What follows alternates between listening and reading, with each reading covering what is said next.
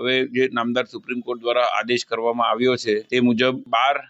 બાળકોના પરિવારજન અને તેમજ 2 શિક્ષિકાઓના પરિવારજન એમ કુલ 14 પરિવારોને વચ્ચે 1,20,00,000 રૂપિયા જે અત્યાર સુધી કોટિયા બંધુઓએ જમા કરાયેલા છે ફક્ત એટલા જ રૂપિયાની હાલ વહેંચણી કરવામાં આવશે અને બાકીની રકમ માટે હવે નામદાર સુપ્રીમ કોર્ટમાં સમગ્ર મામલો પહોંચ્યો છે। કોટિયા પ્રોજેક્ટ દ્વારા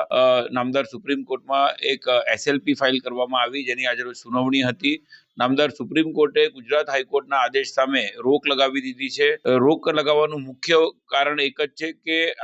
આ જે કોટિયા પ્રોજેક્ટને એકલાને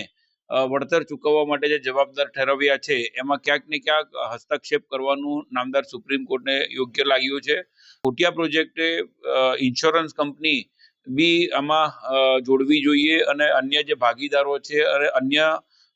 લોકો છે એ પણ આમાં જવાબદાર છે એ પ્રકારની અમને નામદાર ગુજરાત હાઈકોર્ટમાં રજૂઆત કરી હતી જે ગુજરાત હાઈકોર્ટ દ્વારા નકારવામાં આવી અને એટલા માટે જ નામદાર સુપ્રીમ કોર્ટ સમક્ષ જ્યારે હવે કોટિયા પ્રોજેક્ટ્સે અપીલ ફાઇલ કરી છે એના અનુસંધાને નોટિસ ઇસ્યુ કરીને હવે આવનાર દિવસોમાં આ મામલે નામદાર સુપ્રીમ કોર્ટ નક્કી કરશે કે જે કંઈ વળતરની રકમ છે એ વળતરની રકમ ચૂકવવા માટે ફક્ત કોટિયા પ્રોજેક્ટ એકલા જ જવાબદાર છે કે અન્ય લોકો પણ જવાબદાર રહેશે।